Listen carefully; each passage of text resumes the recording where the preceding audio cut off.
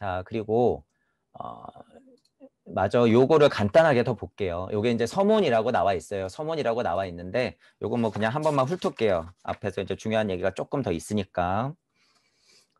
요 글도 잘 보세요, 한번. 현자는 살아있는 자를 위해서도 죽은 자를 위해서도 슬퍼하지 않는다라는 표현.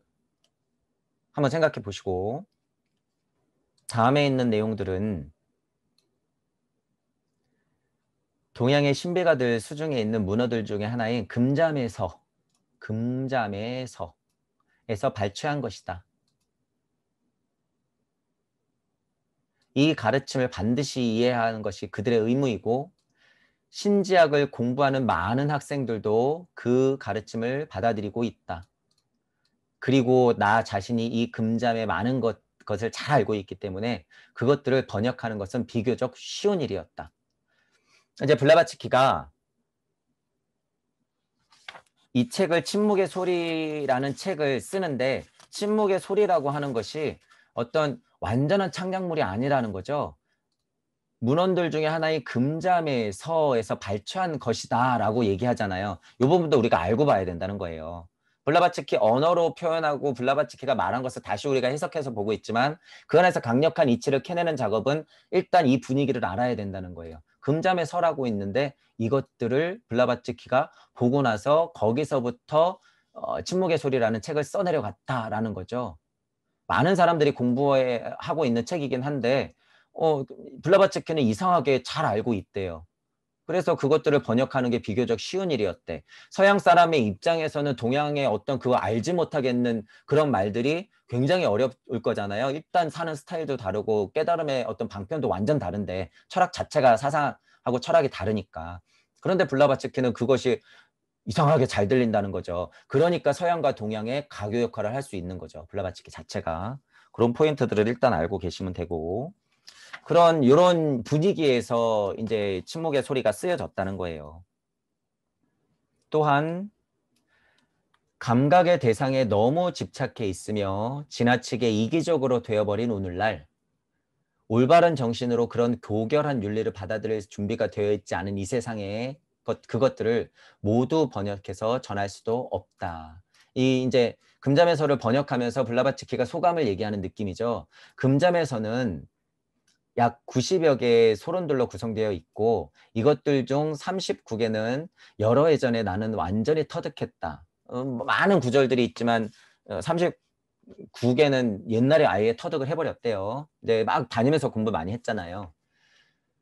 나머지 부분들은 번역하기 위해서 지난 20년간 수집해서 정리해놓지 않은 엄청난 양의 자료들 사이에 여기저기 흩어져 있는 기록들에 의존해야 했기 때문에 결코 쉬운 작업은 아니었다. 금잠의서라고 하는 것을 이제 해석해서 내놓기 시작하는데 초반 것들은 39개는 알았는데 나머지들은 일단 자료는 방대한데 시간상 힘들었다라고 하는 거죠. 시간상 일단. 그 기록들의 의지를 또 많이 해야 됐고 의존을 해야 됐기 때문에. 그런데 이 좀 다른 소회를 밝히는 거예요. 요 말이 뭐냐 하면 감각의 대상에 너무 집착해 있으며 지나치게 이기적으로 되어버린 오늘날 물질력이 가득한 오늘날 블라바츠키가 생각해 보니까 이 금잠의서를 해석해서 내놓고 싶은데 감각에 너무 집착해 있고 지나치게 이기적으로 되어버린 오늘날 올바른 정신으로 그런 고결한 윤리를 받아들일 수 있는 준비가 되어 있지 않은 그 세상에서는 그것들을 모두 번역해서 전할 수도 없다라고 소회를 밝히는 거예요.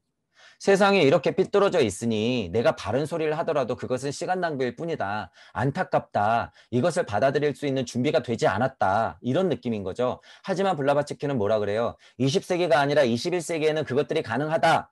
지금 이야기예요. 지금 이야기.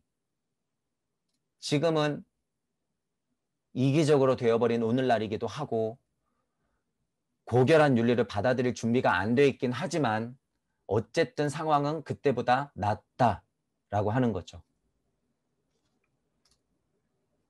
왜냐하면 자기 지식의 탐구를 위해 모든 시련을 인내할 마음이 없다면 이러한 가르침에 귀를 기울이지 않을 것이기 때문이다. 안타깝다 그 소리죠.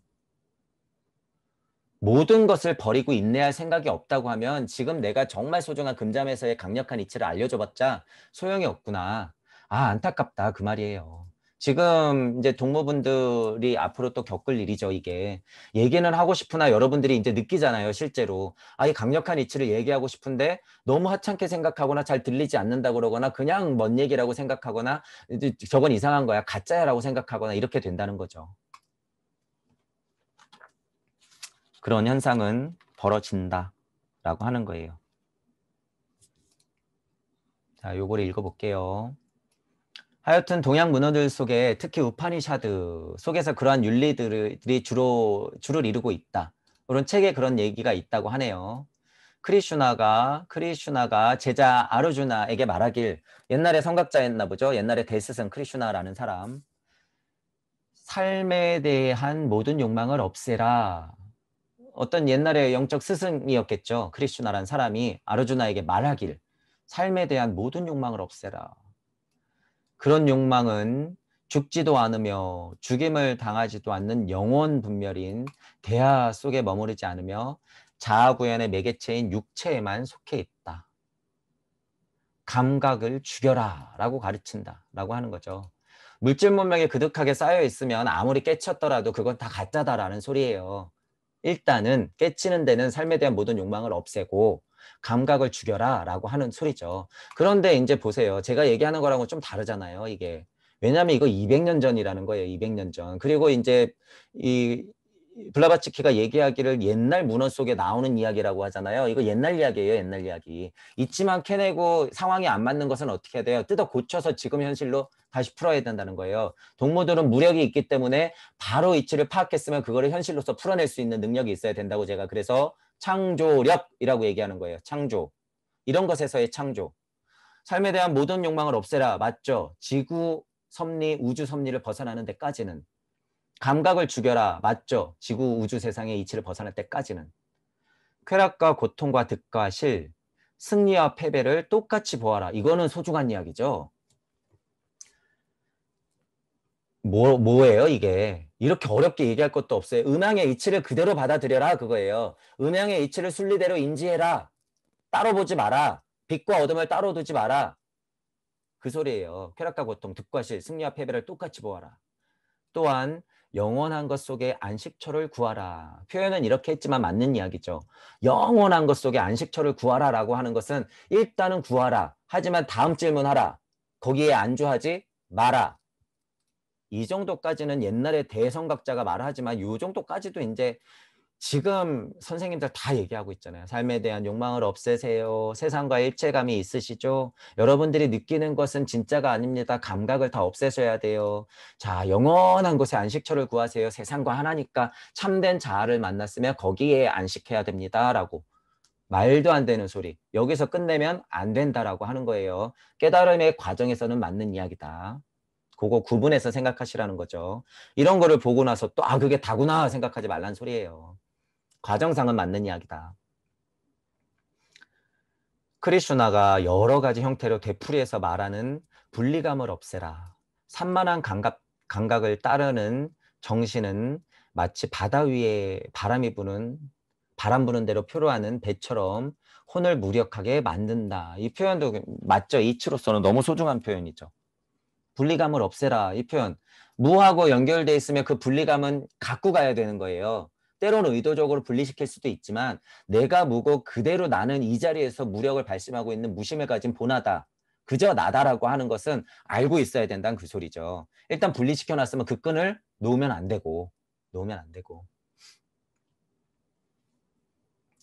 이제 우리가 현실 세상에 있을 때 산만한 감각을 만드는 정신은 표현을 하기를 뭐라고 표현해요? 바다 위에서 바람 부는 대로 표류하는 배처럼 이렇게 표현하잖아요. 이게 깨달음을 여러분들이 공부하다 보면 진짜로 이리 흔들리고 저리 흔들려요. 진짜로. 그렇기 때문에 아까도 이제 블라바츠키도 얘기했지만 어떤 편집 풍파들이 당하면 그것이 곧 바람일 수도 있는 거예요. 동무분들의 입장에서는. 그래서 필요할 수도 있단 말이에요. 그러면 어떻게 해야 돼요? 정신 똑바로 차리고 다시 무심해서 무력을 발휘해서 그것을 정말 등대처럼 바라보고 가야 되는 거예요. 그래서 제가 초반 강의 때 그런 느낌 때문에 배 띄워라 이런 얘기를 했던 거예요. 동무분들의 배는 제가 이미 띄워놨으니까 여러분들이 올라타십시오라고 표현을 했을 거예요. 아마 초반에. 이런 느낌이 강하게 있기 때문에. 그래서 제가 그 말 했던 것들을 다 기억하고 있고 그래서 배 띄워라, 배 띄워라.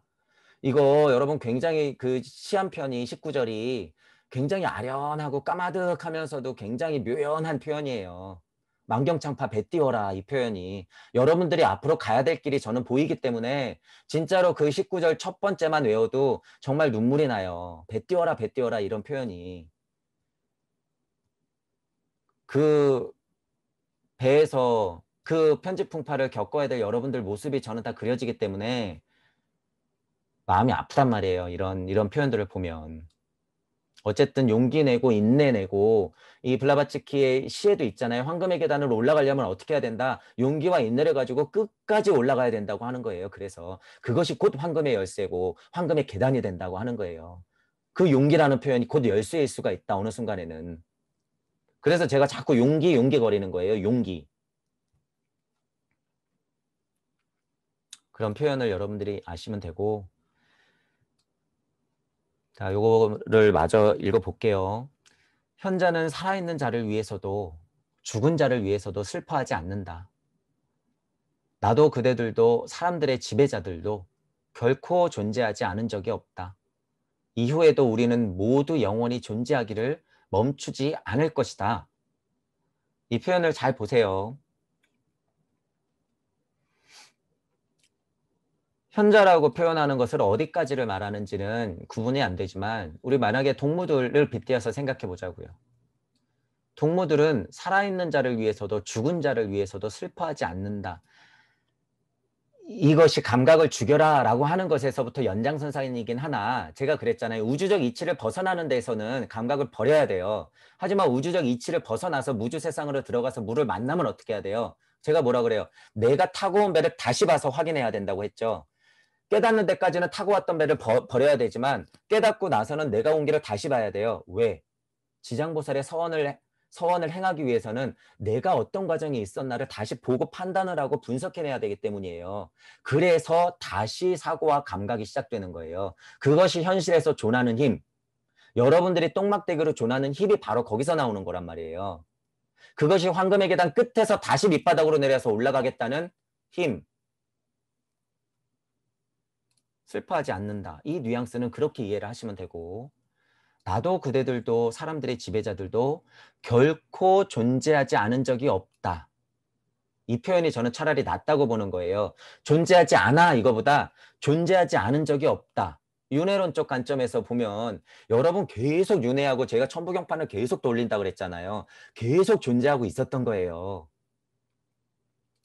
또한 뭐예요? 이후에도 우리는 모두 영원히 존재하기를 멈추지 않을 것이다. 이 말 뭐예요? 여러분들은 이미 영월불멸의 존재다. 이 표현이에요.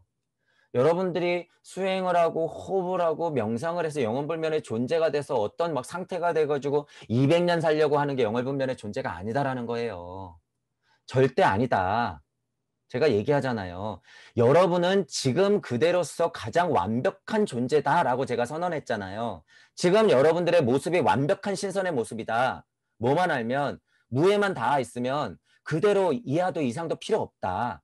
여러분들 50년 산다고 그게 신선이 아닐까요? 20년 산다고 예수가 아닐까? 이후에도 우리 모두는 영원히 존재하기를 멈추지 않을 것인데 왜 이 사실을 받아들이지 않는 거죠? 왜 꼴랑 200년 살려고 그렇게 애를 쓰는 거예요? 여러분들은 이미 완벽한 존재로서 그 시스템 안에서 그냥 살고 있는 거예요. 다만 동무들은 어떻게 하는 거예요? 그 시스템 자체를 눈치채고 윤회 시스템에서 올라타 있으면 되는 거예요. 우리들은 그것이 해탈이고 열반에서 해탈하는 것이다. 그것이 곧 영원 불멸이다. 구의 자리에 설정을 해서 이후에도 우리는 영원히 존재하기를 멈추지 않을 것이네. 이게 자명한 이치네. 알았어. 나는 기꺼이 나갈래. 이번 생 알았어. 기꺼이 나갈 것이야. 그것이 영원 불멸의 위치로서 여러분들의 윤회 굴레의 존재 시스템 위에 올라타고 있는 상태가 되는 것이다. 라고 하는 거죠. 이 사실을 여러분 아셔야 돼요. 이렇게 강력하게 한 문장으로서 정말 깨달음의 가장 큰 이치를 말해주는데 안 들리죠. 안 들려. 영혼불멸은 그런 데 있는 게 아니라 바로 이 사실에 있다. 라고 하는 것을. 저도 누차 얘기하잖아요. 구의 자리의 설정이 바로 그것이다. 영혼불멸은 바로 거기서 나오는 것이다. 지금 여러분들이 쓸데없이 찾는 것은 과학 물질 문명이 다 해놨다. 괜히 오해 말고 헛수고하지 말자. 옛날 세상에서는 물론 50년 살고 지금은 2배 살잖아요. 곧 2배 더 살아요. 곧 200년 살 거란 말이에요. 물질 문명이 이루어지는 것은 그대로 가지만 제가 말하는 50년 사는 게 무섭냐, 20년 사는 게 무섭냐, 200년짜리가 뭐가 중요하냐 하는 것은 거시적으로 봤을 때 그 우주 존재 시스템을 얘기하는 거예요. 어떨 때는 200년짜리 인생에서도 나는 10년 살다가 죽을 수도 있는 거예요, 여러분. 아무리 호흡 명상하면 뭐예요? 그런 인생을 닥칠 건데. 그렇게 따지면 그 인생이 여러분 1억 번이에요? 2억 번이에요? 수억 겁인데. 이게 맞죠. 모두 영원히 존재하기를 멈추지 않는 것이다. 이것이 곧 영원불멸이다. 이런 것에 오해해서 다른 것에 신경 쓰는 것보다 뭐가 낫다? 무에 닿으려고 흔하게 말하는 깨달음의 최고의 정수 황금의 계단을 끝까지 올라가려고 노력하는 게 차라리 낫다. 그리고 저는 한마디 더 하는 거죠. 그 계단의 끝에 올라갔으면 어떻게 해야 된다? 구의 자리 설정을 바로 하고 다시 나가야 된다. 왜? 영원히 존재하지를 멈출 수 없는 우리는 영원 불멸의 존재이기 때문에 그것을 여러분들이 아시면 된다는 거예요. 그러면 오늘은 좀 서문이었네요. 침묵의 소리가 들어가기 전에 일단 그 기획자의 의도를 봤었고 그 다음에 이제 침묵의 소리 본론으로 들어와서 블라바츠키 여사의 어떤 일대를 좀 봤고 지금 침묵의 소리 직전에 블라바츠키가 침묵의 소리가 어떤 책입니다라고 얘기한 거를 지금 본 거예요. 본 거. 그래서 이런 말들도 굉장히 중요하다고 하는 거죠. 자, 오늘은 이렇게 마치고 다음 시간에는 침묵의 소리를 바로 들어갈게요. 그래서 오늘 했던 이야기들을 머리에 안고 침묵의 소리를 여러분 다시 보시면 또 달라져요. 완전 달라질 거예요. 그렇게 한번 다음 시간에 침묵의 소리 본편으로 들어가 보도록 할게요. 자, 오늘은 여기에서 마치겠습니다. 수고하셨습니다.